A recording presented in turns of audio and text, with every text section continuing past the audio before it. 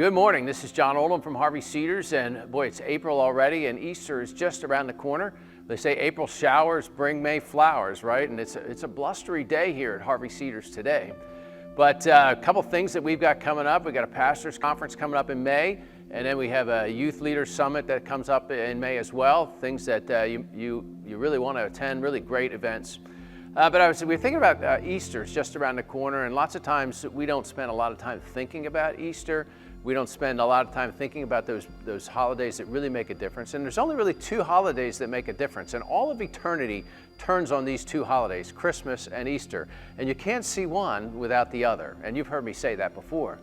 But as I was thinking about Easter, and I'm thinking about the cross, and I was thinking about in John, right before Jesus goes to the cross, right, he raises Lazarus from the tomb.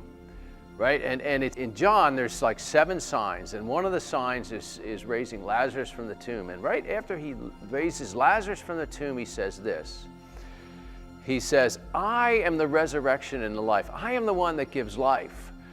He who believes in me, though he were dead, yet shall he live. And whosoever liveth and believeth in me shall never die." And he's talking about Lazarus, but he's also talking about eternal life.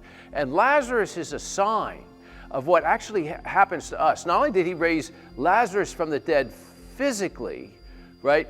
And he raises us from the dead spiritually. We are born spiritually dead. And he makes us alive through the indwelling of his Spirit in us at salvation. We have to have the forgiveness of sins, but we have to have the indwelling of the Spirit. And he says, "I am the resurrection and life. I am the one that gives life."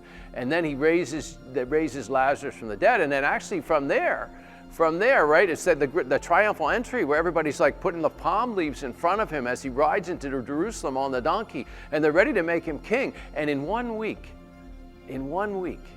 they crucify him. It's amazing sometimes how fast we can turn. But as you start to think about Easter, and we start to think about the crucifixion, and we start to think about the resurrection, right? And it's a great celebration, but it's also when Jesus raises Lazarus from the dead, it's a picture of what he does to us spiritually if we've come to faith in Jesus Christ. Have you done that today? I want to encourage you to do that, to move from spiritual death to spiritual life. Have a great day.